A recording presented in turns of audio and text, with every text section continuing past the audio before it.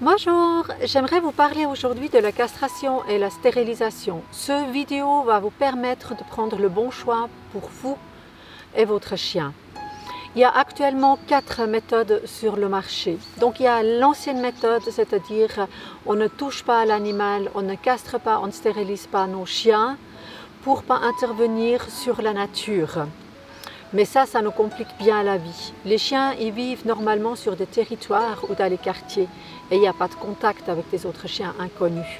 Comme nous, on le fait quand on va promener en forêt ou croisement en ville ou quoi que ce soit. Donc si votre chien il a développé l'agressivité de la concurrence, en général ça sort entre 2 ans, 2 ans et demi, on a le problème qui est là. La castration ou la stérilisation ne va plus vous aider. Le comportement est appris et la programmation hormonale est faite. La seule raison pourquoi vous pouvez encore le faire, c'est rendre neutre votre chien pour pas qu'il se fasse attaquer par les autres. Mais vous devrez travailler dessus pour régler le problème. Ça c'est sûr. L'autre méthode, c'est on castre et on stérilise tôt, mais quand même pas trop tôt. C'est-à-dire pour la femelle, on le fait avant les premières chaleurs. La raison pourquoi, c'est pour pas qu'on ait une programmation hormonale qui se fait. Et en plus de ça, vous avez la garantie à 100% qu'il n'y a pas le cancer de la mamelle. Le chien va rester dans le comportement sympa, rigolo, sans aucun problème avec les autres chiens. Qu'est-ce qui est quand même mieux pour lui et qu'est-ce qui est aussi plus facile pour nous?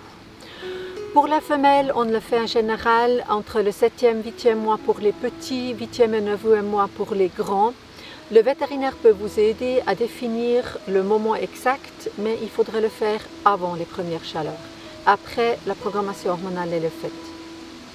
Pour les mâles, c'est la même chose. Pour les petits, on peut y aller avec le 7e et 8e mois, pour les grandes vers le 9e mois.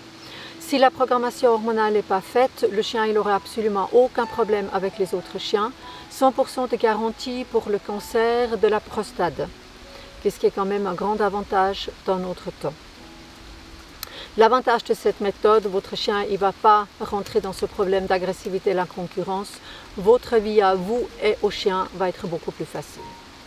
La troisième méthode, c'est vraiment un grand problème actuellement. Les vétérinaires le font entre le 7e et 8e semaine. Alors imaginez-vous que la castration et la stérilisation coupent la croissance des os. Quel est l'impact par rapport à l'animal? Mais on ne le sait pas, l'impact par rapport à l'animal. On sait qu'il va être malade. Les os, ça va être du vert, vers 5-6 ans, ça c'est clair. Et au niveau du comportement, on n'a absolument aucune information. Pour moi, c'est un problème au niveau de la protection des animaux et c'est un problème au niveau de la santé et du respect de l'animal lui-même. Donc, à faire très attention avec cette méthode, réfléchissez bien. Je ne sais pas si c'est la solution. La quatrième, c'est la castration ou la stérilisation chimique. Alors là, pensez bien qu'il y a des médicaments dedans. Donc, il y a de nouveau, un côté, ça va peut-être nous aider, l'autre côté, ça fait du tort au niveau du corps. Et au niveau des comportements, on n'est pas si sûr que l'impact, c'est la même chose que quand il y a l'opération qui est faite. Donc moi, je suis toujours très méfiante par rapport à cette histoire de oui ou non la castration ou la stérilisation chimique à faire. Il faut aussi penser, et ça c'est très important, par exemple pour le mâle, quand il y en a les testicules qui ne sont pas descendus, le chien il aurait un problème de comportement dû au problème hormonal.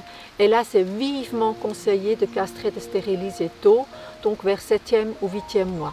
Ça, c'est très important. Si vous avez une femelle qui a des problèmes d'infection au niveau de la matrice ou quoi que ce soit, regardez bien avec votre vétérinaire.